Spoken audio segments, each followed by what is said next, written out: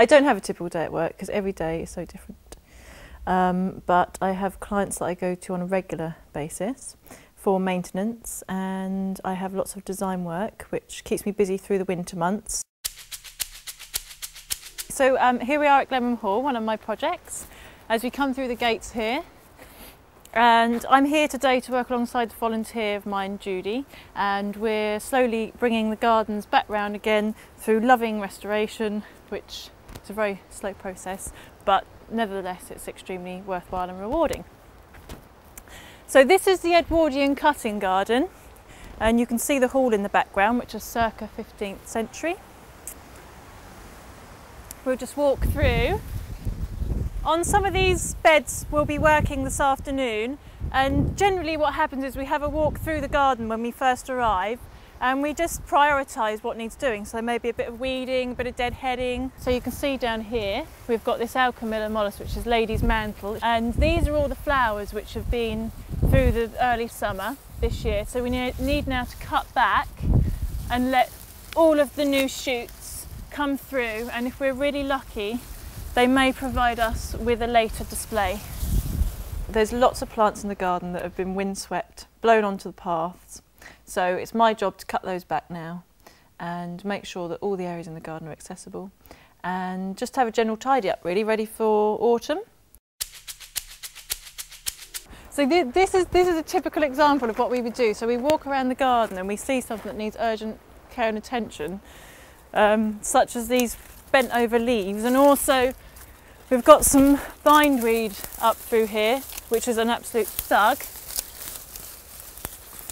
When we have lots of rain and warm spells like this, bindweed can just shoot up from one week to the next. It's unbelievable. It grows at an astonishing rate.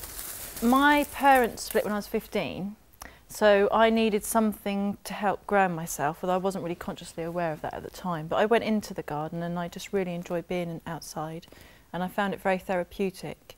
And then I tried various other jobs, bar work, and I just wanted 5:30 to come round so I could go outside in the back garden and play around.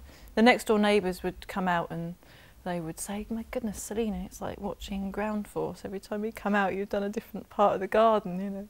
I have tropical zones and water features."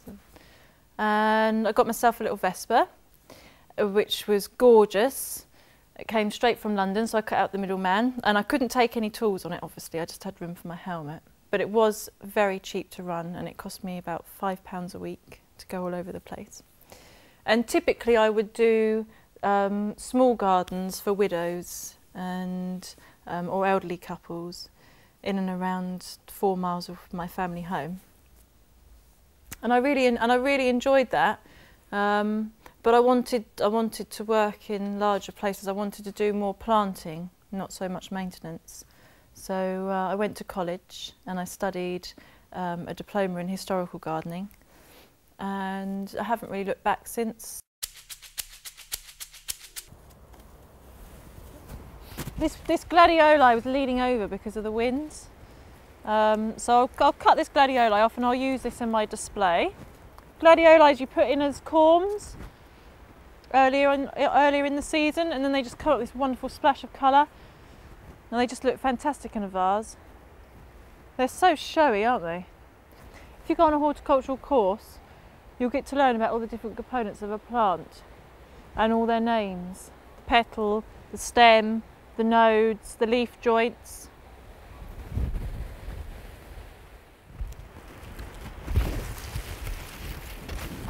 There we are, lovely flowers from the garden.